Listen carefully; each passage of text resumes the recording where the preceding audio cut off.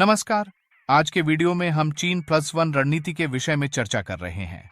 इसके माध्यम से हम जानेंगे चीन+1 रणनीति क्या है, क्यों बहुराष्ट्रीय कंपनियां इसे अपना रही हैं, भारत के लिए इसके क्या निहितार्थ है और हमें इसके लिए कौन से कदम उठाने चाहिए। यह वीडियो जी.एस. पेपर 2 और 3 से संबंधित है। आइए शुरू करते हैं। सबसे पहले जानते हैं कि क्या है चीन+1 रणनीति। चीन+1 रणनीति के तहत बहुराष्ट्रीय कंपनियां चीन में वर्तमान विनिर्माण केंद्र के अलावा किसी अन्य देश में भी एक विनिर्माण केंद्र को आरंभ करना चाहती है। इससे उनके उत्पादन और आपूर्ति श्रृंखला संचालन में विविधता आएगी और एक देश पर निर्भरता कम होगी। इसके कारणों का विश्लेषण करने से पहले यह जानना आवश्यक है कि आपूर्ति श्रृंखलाएं हैं क्या। एक आपूर्ति श्रृंखला में विभिन्न भौगोलिक स्थानों पर लागत प्रभावी तरीके से डिजाइन, निर्माण, असेंबली, विपणन और सेवा गतिविधियों जैसे उत्पादन के विभिन्न चरणों का समन्वय किया जाता है। जैसे किसी आईफोन के निर्माण में इसके पार्ट्स का निर्माण अमेरिका में, इनकी असेंबलिंग चीन में, कच्चे माल जैसे रेयर अर्थ मेटल की आपूर्ति किसी अफ्रीकी देश से और बिक्री भारत में हो, तो यह संपूर्ण चयन एक आपूर्ति श्रृंखला कहलाती है। आइए अब जानते हैं कि चीन+1 रणनीति को कंपनियां क्यों अपना रही है। इसका पहला कारण चीन में बढ़ती श्रम और उत्पादन लागत है।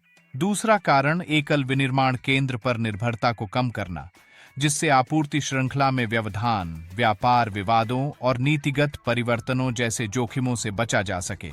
तीसरा कारण नए बाजारों तक पहुंच स्थापित करना। चौथा कारण इससे लक्षित बाजारों के करीब उत्पादन सुविधाओं को स्थापित करने से कंपनियों को परिवहन लागत और समय को कम करने में मदद मिलेगी। इसके अलावा चीन में कड़े डेटा गोपनीयता नियमों ने कई वैश्विक प्रौद्योगिकी फर्मों को चीन में अपने संचालन को छोड़ने या कम करने के लिए मजबूर किया है। अब देखते हैं कि इसके भारत के लिए क्या निहितार्थ हैं। कम श्रम लागत, राजकोषीय प्रोत्साहन और सस्ता कच्चा माल जैसे कारणों से भारत में चीन का पूरक बनने की क्षमता है। विदेशी निवेशकों का भारत में आगमन भू-राजनीतिक और आर्थिक दोनों कारणों से प्रभावित है। जैसे भारत एक लोकतांत्रिक राष्ट्र है और ईज ऑफ डूइंग में लगातार सुधार कर रहा है।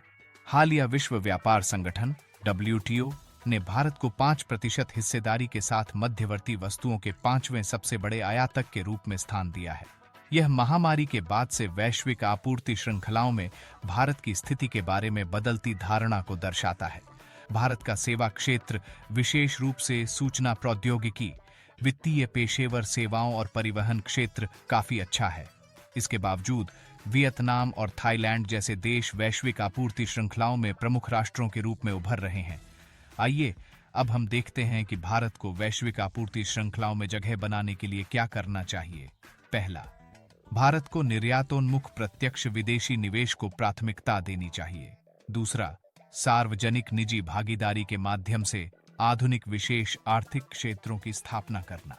तीसरा, मुक्त व्यापार समझौते करने के साथ साथ कर, सीमा शुल्क और प्रशासनिक कार्यों के डिजिटलीकरण के माध्यम से व्यावसायिक प्रक्रियाओं को सुव्यवस्थित करना आवश्यक है। चौथा, छोटी भारतीय कंपनियों को वैश्विक आपूर्ति श्रृंखलाओं में सक्रिय भागीदार बनाना।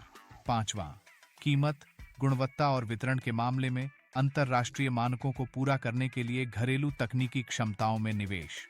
इसके अलावा केंद्र राज्य सरकारों के बीच समन्वय में सुधार करना महत्वपूर्ण है।